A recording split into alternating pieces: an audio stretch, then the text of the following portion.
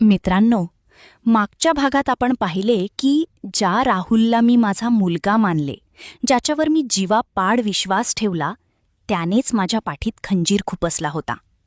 तो व्हिडिओ आणि त्याचा तो मेसेज, मेरी आरती डार्लिंग, अभी तो पिक्चर शुरू हुआ है, वाचून माझ्या डोक्यावर जणू आभाळच कोसळले. सोफ्यावर पडलेला मोबाईल मला एखाद्या जिवंत नागासारखा वाटत होता, ज्याला हात लावायचीही माझी हिंमत होत नव्हती. मनात विचारांचे वादळ उठले होते. राहुलने हे का केले? त्याचा हेतू काय आहे? तो पैशांसाठी मला ब्लॅकमेल करतोय की आणखी काही? आणि सगळ्यात मोठी भीती, जर हा व्हिडिओ त्याने राकेशला किंवा माझ्या मुलीला दाखवला तर मी तोंड दाखवायलाही जिवंत उरणार नाही.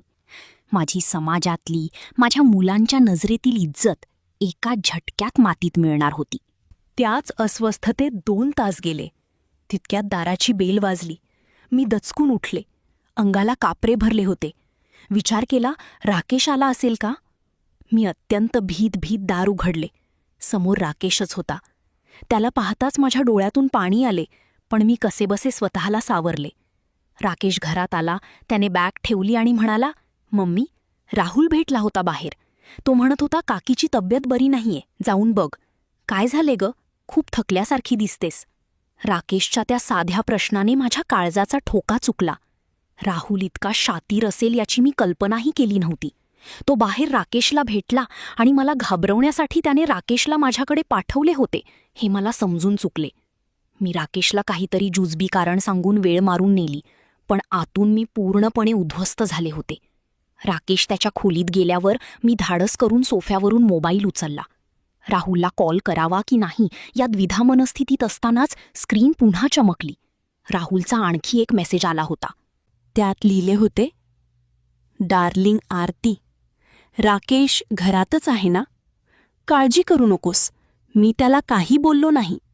पण जर तुला हे सिक्रेट कायमचे सिक्रेट ठेवायचे असेल तर आज संध्याकाळी 5 वाजता हॉटेल मॅजेस्टिकच्या रूम नंबर 302 मध्ये मला येऊन भेट. आणि हो, येताना तुझ्या गळ्यातला तो सोन्याचा जड हार आणि लॉकरची चावी सोबत आणायला विसरू नकोस. नाहीतर लालीपापाचा हा व्हिडिओ राकेशच्या मोबाईलवर जायला 1 सेकंदही लागणार नाही. माझ्या पायाखालची जमीन पुन्हा सरकली.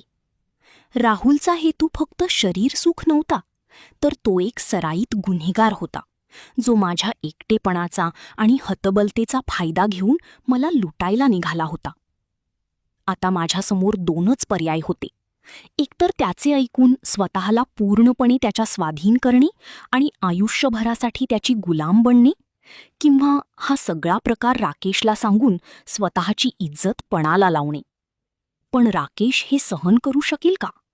तो राहुलचा खून करेल किंवा स्वतः काहीतरी करून बसेल या भीतीने माझे अवसान गळाले.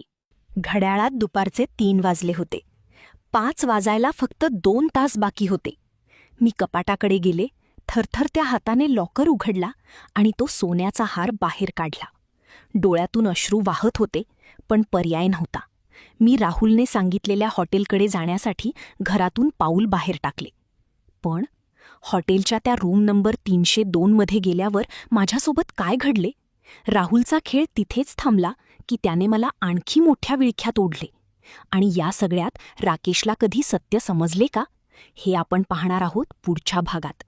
हा थरारक आणि विश्वासाघाताचा प्रवास पुढे कुठे जाणार हे जाणून घेण्यासाठी तुमच्या हक्काच्या आणि आनंदाच्या मिशन आनंदी या चॅनलला आत्ताच सबस्क्राईब करा. पुढील भागाची नोटिफिकेशन मिळवण्यासाठी बेल आयकॉन नक्की दाबा. कथा कशी वाटली हे कमेंट करून नक्की सांगा आणि एक लाईक करायला विसरू नका. मी तुमचीच आरती.